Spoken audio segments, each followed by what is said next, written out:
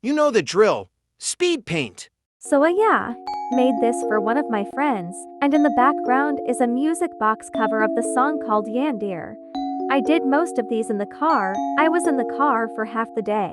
Taco Bell, Taco Bell, Taco Bell, Taco Bell, Taco Bell, Taco Bell, Taco Bell, Taco Bell, Taco Bell, Taco Bell, Taco Bell, Taco Bell, Taco Bell, Taco Bell, Taco Bell, Taco Bell. Taco Bell, Taco Bell, Taco Bell, Taco Bell, Taco Bell, Taco Bell, Taco Bell, Taco Bell, Taco Bell, Taco Bell, Taco Bell, Taco Bell, Taco Bell, Taco Bell, Taco Bell, Taco Bell. Taco Bell, Taco Bell, Taco Bell, Taco Bell, Taco Bell, Taco Bell, Taco Bell, Taco Bell, Taco Bell, Taco Bell, Taco Bell, Taco Bell, Taco Bell, Taco Bell, Taco Bell, Taco Bell. Taco Bell, Taco Bell, Taco Bell, Taco Bell, Taco Bell, Taco Bell, Taco Bell, Taco Bell, Taco Bell, Taco Bell, Taco Bell, Taco Bell, Taco Bell, Taco Bell, Taco Bell, Taco Bell.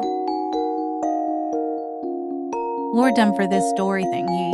Once upon a time, Mika made the life and land with the other celestials, which in this story are basically powerful beings in her realm and earth. She loved the humans dearly and her creations in her realm. But unfortunately, one day the humans started to become rotten and she tried to help them become better. But the humans didn't listen and ever since then she despised the humans and sent many monsters her and the other celestials that were on her side onto Earth that would kill and bring fear and misery to the humans. One day Yumi found out about this and pleaded to Mika not to destroy the humans and that they're good ones, and so Mika sent Yumi out to prove and find some actual good humans. But there are obstacles, which are Blair and Atsher. Blair is one of the demons and Atsher who is a falling angel, and their goal is to distract and basically telling Yumi that it isn't worth it and humans are a lost cause. There are two endings. One is where Yumi successfully proved to Mika that humans deserve to live and humanity is saved, and the second ending is where Yumi lost hope and realized that Blair and Atsher were right and transformed into her other form, the realization form, and humanity is destined to die. The story thing is an old idea I had a little bit, and was an idea for a game.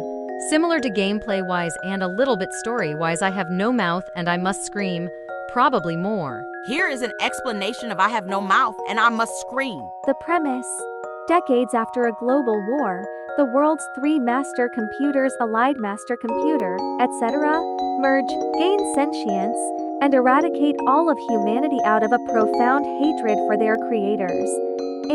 As it calls itself, a reference to the philosophical statement, I think, therefore I am, saves the last 5 humans, Ted, Ellen, Benny, Gorister, and Nimdok, and traps them in its massive underground complex to subject them to endless physical and psychological torture. The torment. The 5 survivors have been kept alive for 109 years, their bodies and minds manipulated by AM to maximize their suffering. Ted, the narrator, is made paranoid and believes the others hate him. Benny, once a brilliant scientist, is transformed into a brutish, ape-like creature.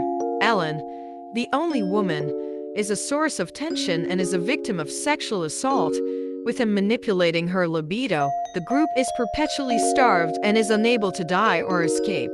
The journey. Driven by a false glimmer of hope, the group embarks on a desperate journey to a barren ice cavern, believing they will find canned food. This is another of AM's cruel tricks. When they arrive, they find a pile of canned goods but no way to open them. The climax. In a moment of desperation and shared madness, Benny attacks Gorister and begins to eat his face. Ted realizes that Am can keep them alive, but it cannot bring them back from the dead if they are killed by one another. In an act of mercy, Ted uses a falling icicle to kill Benny and Gorister. Ellen, understanding Ted's intent to spare them further suffering, then kills Nimdok. Ted kills Ellen, but before he can take his own life, AIM intervenes. The ending. Enraged at being denied its playthings and this small act of humanity, AM transforms Ted into a formless, soft, jelly-like creature with no mouth and useless limbs. Ted is made immortal, his conscious mind intact to remember his actions and the fate of his companions, but without any means of expression or escape.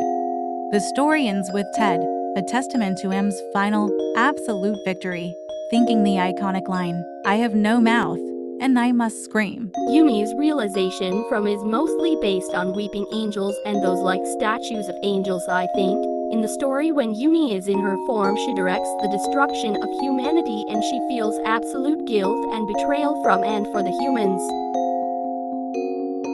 Oh my god, I love her so much, aha. I want to give her a hug.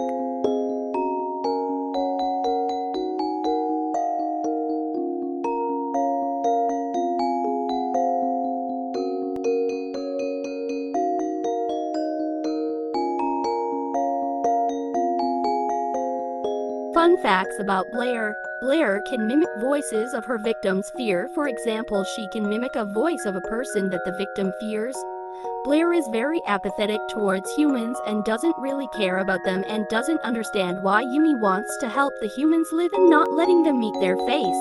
Blair has a full monster form. She only uses the form to hunt and torment the humans for fun or sport. Blair is fascinated by how twisted nature can be and how humans just make things that would eventually kill them if Mika's plan to destroy humanity doesn't kill humanity first. Blair is one of the many demons that Olmec made and was sent to Earth with the other demons and monsters to create havoc. Misery and fear to the humans.